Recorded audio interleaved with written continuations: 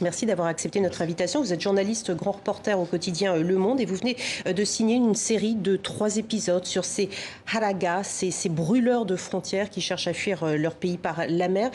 Qui sont-ils exactement? Ce sont essentiellement des jeunes, comme on vient de l'entendre. Ce sont essentiellement des jeunes, diplômés ou pas. Généralement, ceux moi, que j'ai rencontrés et qu'on a fait parler dans le journal sont des gens qui travaillent, qui travaillent énormément et qui ne voient plus d'avenir chez eux, dans leur propre pays. Donc, ils se sont dit, pourquoi ne pas partir, tenter ma chance en Europe pour essayer de trouver un sens à ma vie. Mais pourquoi davantage maintenant qu'il y a 6 mois, un an et demi?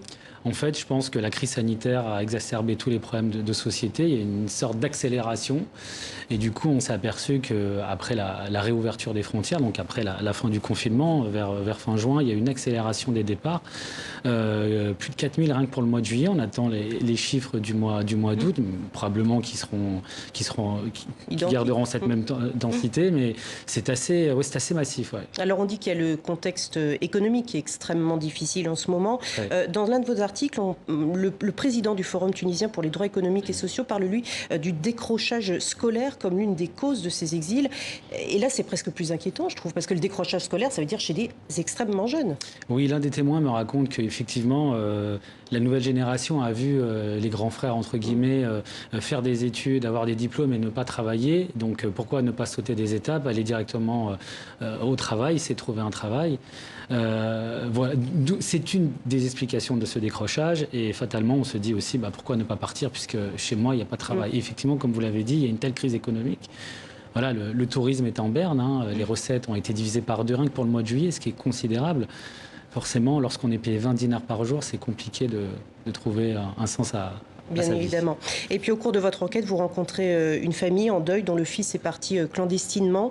Il en est mort d'ailleurs, alors qu'un visa l'attendait à la base en Italie. Sauf que dans l'attente de ce visa, il a rencontré des personnes qui lui ont retourné la tête, dit le père avec énormément d'émotion. Et vous avez parfaitement réussi à le laisser transparaître.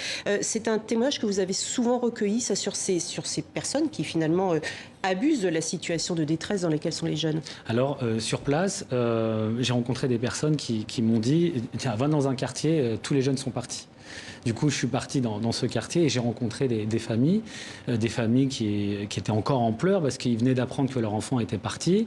Et on m'a dit « Allez voir aussi telle famille, ils viennent de perdre leurs enfants ». Donc, j'ai pu rencontrer ces familles que nous citons et qui m'ont raconté, effectivement, ils n'avaient pas un visa, leur enfant avait un contrat de travail. Un contrat de travail. Et justement, parce que c'est long et difficile et aléatoire d'avoir un visa, apparemment, ils auraient rencontré des gens qui vont dans les cafés et leur rôle, c'est essayer de recruter des potentiels candidats au départ à l'exil. Et alors, on l'a entendu dans le sujet qui a précédé votre intervention, ils imaginent un pays qui n'existe pas et c'est bien là le problème aussi. Et vous le mentionnez, je crois, un instant, où vous dites toutes ces personnes qui reviennent d'Europe avec des voitures rutilantes, la diaspora, justement. Et c'est quoi? C'est l'idéalisation d'un ailleurs qui les motive encore davantage? Alors, il y a 2 choses qui sont concomitantes ou qui s'intercalent. Le père qui a perdu l'un de ses enfants dit effectivement, il s'imagine un pays qui n'existe pas. Lui-même a travaillé en Europe et il a probablement dû lui dire qu'à quel point c'était difficile. D'ailleurs, ça, c'est aussi un changement de mentalité qu'on aperçoit. C'est qu'aujourd'hui, cette jeunesse qui veut partir sait pertinemment que ça va être très difficile en France ou en Europe. Les conditions ne sont pas idéales, c'est pas un paradis, mais ils estiment que c'est mieux de vivre malheureux en Europe que de vivre heureux dans leur pays. Et puis il y a ceux aussi qui partent dans l'idée de faire de l'argent plus rapidement avec un projet qu'ils vont rapatrier dans leur pays aussi quand même. C'est ce qu'ils espèrent, ils espèrent partir. C'est un nouvel état d'esprit. C'est un nouvel état d'esprit, c'est-à-dire qu'on part pour rester un moment et puis après on revient. Je ne sais pas effectivement s'ils prendront goût à l'Europe ou pas, mais c'est ce qu'ils disent, ouais, exactement. Alors le président tunisien Kais Saied a parlé de responsabilité collective des 2 côtés de la Méditerranée. Vous qui vous êtes rendu sur place, qui avez rencontré ces familles, qui avez potassé le dossier, en gros, il y a une vraie faillite de l'Europe toujours sur ce point? C'est presque une question philosophique, c'est-à-dire que la transhumance humaine a toujours existé. Pourquoi nous, occidentaux, aurions-nous la capacité ou la facilité d'aller sur place sans problème? Et pourquoi l'inverse ne marcherait pas? Et moi, je reste convaincu que si cette jeunesse avait la possibilité de venir plus facilement en Europe, elle serait déjà moins tentée de risquer sa vie pour venir chez nous, déjà. C'est quand même perdre sa vie, c'est quand même pas rien.